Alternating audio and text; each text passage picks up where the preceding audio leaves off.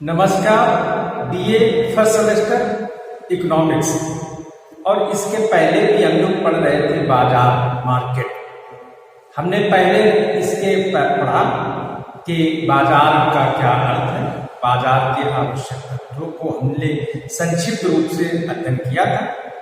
बाजार के तत्वों का आज हम विस्तृत रूप से उसकी व्याख्या करेंगे।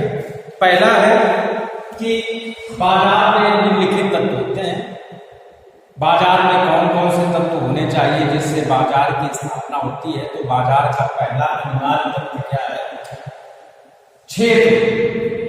और हम जानते हैं अर्थशास्त्र की परिभाषा में हम लोगों ने समझा था कि बाजार से तात्पर्य वह समस्त क्षेत्र होता है जहां पर वस्तुओं का क्रय विक्रय किया जाता है।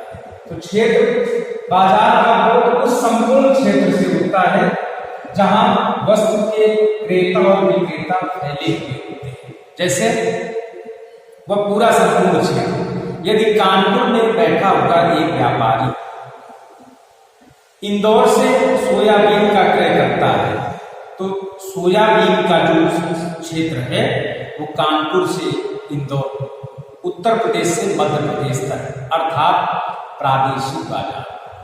तो संपूर्ण क्षेत्र, बाजार का बोध उस संपूर्ण क्षेत्र से होता है जहां वस्तु के क्रेता और विक्रेता फैले होते हैं। जैसे अगला है एक वस्तु। अर्थशास्त्र में प्रत्येक वस्तु का बाजार पृथक माना जाता है। हम जानते हैं कि बाजार का अस्तित्व ही वस्तु या सेवा से होता है। यदि बाजार में वस्तु का विक्रय ही नहीं हो रहा है, क्रय विक्रय नहीं हो रहा है, तो बाजार उसका अर्थ नहीं होगा। तो बाजार में क्या होना अनिवार्य है? दूसरा इसका अनिवार्य तत्व है वो है वस्तु।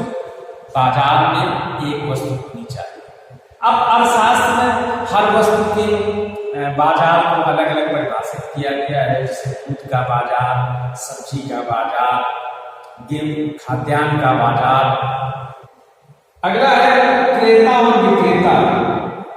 हम जानते हैं कि बाजार का अस्तित्व के लिए वस्तु होनी चाहिए, उसका क्षेत्र होना चाहिए। उसी प्रकार से क्रेता और विक्रेता भी होना चाहिए।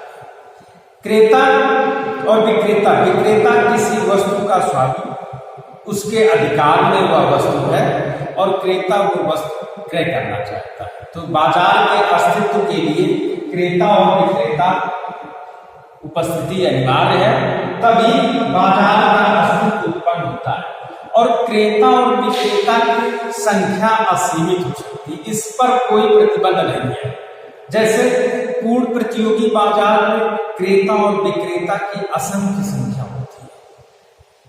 फिर उसके बाद जैसे जैसे प्रतियोगिता का स्तर कम होता चला जाता है, क्रेता और विक्रेता की संख्या घटती जाती है। एकाधिकार बाजार में केवल वस्तु का एक ही विक्रेता होता है।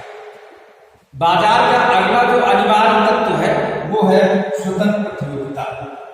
तो एक अनिवार्य क्या है? क्रेता और विक्रेता के प्रति प्रतियोगिता, स्वतंत्र प्रतियोगिता होनी चाहिए।